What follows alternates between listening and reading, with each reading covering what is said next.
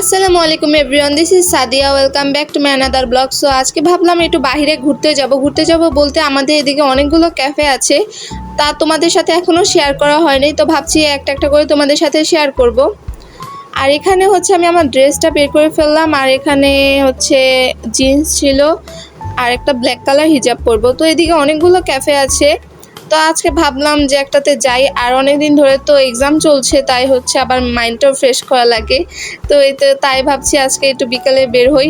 আর এখানে মেকআপ বলতে কিছুই নেই, জাস্ট হচ্ছে আইলাইনার, কজ হচ্ছে বাইরে অনেক গরম, আজকে অনেক গরম পড়েছে। আর গরমের মধ্যে আমার মেকআপ একবারই লং লাস্টিং হয় না, তাই আর কি মেকআপ তো একদম করবই না, একবার র ফেস জাস্ট হচ্ছে আইলাইনারটা ইউজ করলাম। আর এদিকে আমার হিজাবটা পরা প্রায় শেষ।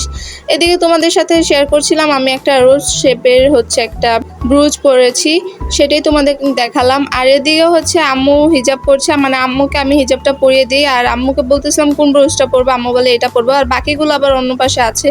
আর এই তো আমার ফাইনাল লুক। আর তোমরা পিছনে ব্যাকগ্রাউন্ডটা ইগনোর করো, বুঝতেই তো পারছো এগুলো হচ্ছে এখন গুছানো হচ্ছে।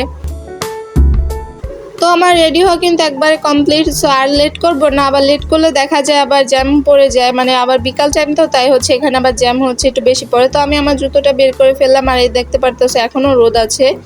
তো আমি আর আম্মু আল্লাহর নাম নিয়ে হচ্ছে বেরিয়ে পড়লাম। আর তোমরা যারা আমাকে সুন্দর সুন্দর কমেন্ট করো, তোমাদেরকে অনেক অনেক ধন্যবাদ, এভাবে আমাকে সাপোর্ট করবে। তো আজকে আবার অটো পেতে একটু লেট হয়ে যায়, কারণ সামনে যেহেতু জ্যাম ছিল, তাই তারা যেতে চাচ্ছিল না, অনেক কষ্ট করে একটা অটো পাই। তো এই তো যাচ্ছি। আর আমি আর আম্মু আছি, আর হচ্ছে ভাইও আছে। আর ভাই হচ্ছে নামাজ পড়তে এসেছিল, তাই হচ্ছে ওইখানে ওয়েট করছিল নামাজ পড়ার শেষে। তো এই তো ভাই উঠে পড়লো। আর এদিকে কাঁচা সবজি দেখতে পারলাম, আর এদিকে হচ্ছে আমাদের কলেজের সামনে দেখলাম অনেকগুলো গ্যান্ডাই নিয়ে বসেছে। আর আরেকটা জিনিস দেখতে পারলাম, এটার নাম মনে হয় মানকচু, আমার ঠিক জানা নেই। তো তোমরা আমাকে একটু বলবা এটার নাম কি, এটাকে কি বলে। আর এই তো এই সুন্দর জায়গাটা দেখতে পারতেছো, এটা কিন্তু কবরস্থান, এটার সাথে একটা সুন্দর মসজিদ আছে, অনেক ভালো দেখা যায়, মানে অনেক সুন্দর মসজিদটা। আর এই যে একটা ক্যাফে, কিন্তু আজকে এটাতে যাওয়ার কোনো উদ্দেশ্য নেই, আজকে হচ্ছে এই নেক্সটটা প্ল্যান করেছিলাম আমরা, তো আজকে এটাতেই যাব। আর এদিকে ভাইয়া বলতেছিল তুমি কি আমার শ্যুট নিচ্ছ, আমি বলি কি হ্যাঁ তোমার শ্যুট নিচ্ছি। বলে কি আমার বাবরি চুলে কেমন দেখা যাচ্ছে, আমি বলি কি এই তো ভালোই তো দেখা যাচ্ছে, বাবরি চুল তো ভালো। তো এই তো শ্যুট নিলাম আর কি। আর এখন ভিতরে যাব।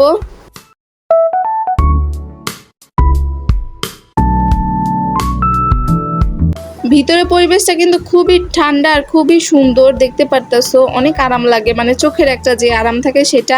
এখানে গাছগুলো দেখতে বেশি ভালো লাগে, মানে গাছের জন্য জায়গাটা বেশি ফুটে উঠেছে। আর এখানে একটা গ্রামীণ ভাইব দেয় আমার কাছে লাগে এমন। আর নিচে অনেকজনের হাট পড়ে আছে, আর কয়েকজনের হাট আবার ভেঙেও গেছে, নিচে অনেকগুলো হাট আছে এখানে। তো যাওয়ার পথে দেখতে পারলাম একটা সেতু, আম্মুকে বলছি আম্মু এই সেতুটাতে উঠবা কিনা, কিন্তু এই সেতুটা মানে দেখে মনে হচ্ছে যে বেশি একটা ভালো হবে না, মানে রিস্ক হয়ে যায় উঠা। আমি আমার ভাইকে বললাম তুমি কি উঠবা, বলে কি আমি উঠে দেখছি। ও রিস্ক নিচ্ছে, আমার কোনো রিস্ক নেওয়ার ইচ্ছা নেই, পরে আমার ড্রেস আবার নষ্ট হয়ে গেলে, পরে চড়ে গেলে। তো এই তো ভাই হলো এখানে উঠলো, আর আবার দুষ্টামি করলো যে ভালো হয়েছে তোমরা উঠো নাই, এমনি শব্দ আসছিল ওইটা থেকে। তো এদিকে আমি আর আম্মু হচ্ছে দোলনাটায় বসে পড়ি। আমি আর আম্মু এখানে একটু দোল খাই, আর আম্মু এখানে হাসতেছিল, কারণ আমি বলতেছিলাম যে এটা কি ঠিক হবে, মানে এটা কি মজবুত আছে, মানে কেমন জানি লাগতেছিল। আরও দুইজন উঠেছিলাম। তো এই তো ভাই আবার এদিকে তোমাদের সাথে একটু হাই হ্যালো দিল, আম্মু তোমাদেরকে একটু হাই দিল। তো বাকিটা তোমরা দেখতে থাকো, খুবই মানে চমৎকার একটা প্লেস এটা।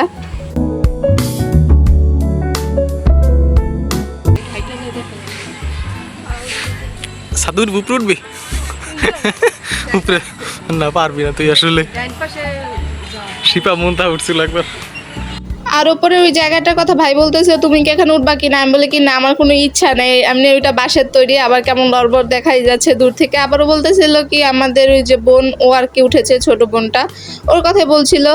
আর এদিকে এই জায়গা হচ্ছে বসার প্লেস, তো এটা অনেক সুন্দর লাগে আমার কাছে, মানে এদিকটা আমাদের আসা হয়নি। আর এদিকে অনেকটা ডেভেলপ করে, আর অনেক কিছু হচ্ছে চেঞ্জ করে তারা। আর এখানে আমার কাছে এটা দেখে খুবই অবাক লাগে, কারণ তারা একটা রিক্সার মতন লুক ক্রিয়েট করে, এটা দেখে খুবই সুন্দর লাগছিল, মনে হচ্ছিল রিক্সা, বেঞ্চ দুটো পেছন থেকে দেখতে মনে হচ্ছে রিক্সা নিয়ে বসিয়ে রেখেছে এমন আর কি। আর এখানে ভিউটা দেখো জাস্ট কতটা সুন্দর, আর সূর্য প্রায় হচ্ছে ডুবার পথে, এই টাইমটা আমরা আসি, কতটা সুন্দর প্লেস। আর এই জায়গাটা কিন্তু মাইন্ড ফ্রেশ করার জন্য একদম বেস্ট, মানে এখানে গেলে মানে মাইন্ড একবার রিল্যাক্স হয়ে যায়, মানে ভালোই লাগে। বিভিন্ন ব্যতিক্রম সবগুলা কটেজ। ওমা, এখানে আবার কি? এখানে দিলে এত সব।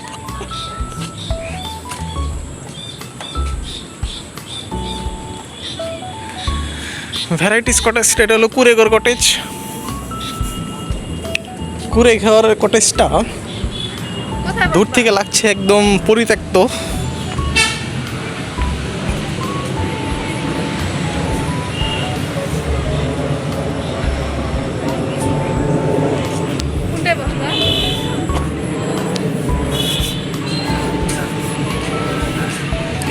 এটাও প্রায় পরিত্যক্ত একটা কটেজ।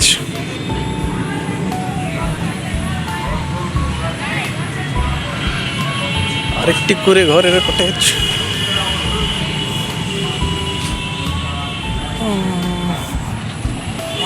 এখন সৌন্দর্যের চেয়ে সৌন্দর্য শুধু গাছপালাটাই বেশি। গাছপালা একদম ভরে ফেপে উঠেছে, মানে বৃষ্টির সময় চলছে এই জন্য।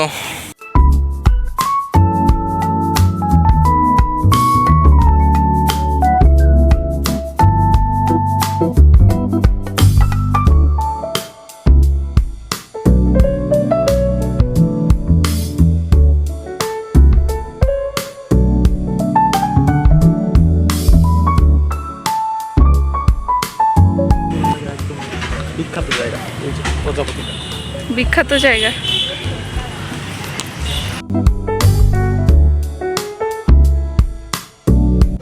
এদিকে আবার বাটারফ্লাইয়ের মতন একটা ছিল, মানে একটা জায়গা ছিল, বাটারফ্লাই আঁকা ছিল সেখানে। তো এখানে দাঁড়িয়ে আবার কতগুলো পিকচার তোলা যায়। তো আমি আর আম্মু রেডি হয়ে গেলাম পিকচার তোলার জন্য, যেহেতু এত সুন্দর একটা প্লেস, এটা তো আর মিস করা যায় না। তাই আমি আর আম্মু রেডি হয়ে গেলাম পিক তোলার জন্য। আর আশেপাশে পরিবেশ তো দেখতেই পারছো। ছবি তোলার পর এরপর আমরা কোথায় কোথায় গেলাম, কি কি এনজয় করলাম, সেটা তোমাদের সাথে নেক্সট পার্টে শেয়ার করবো। আজ আর লং করছি না ব্লগটা, আজ এই পর্যন্তই।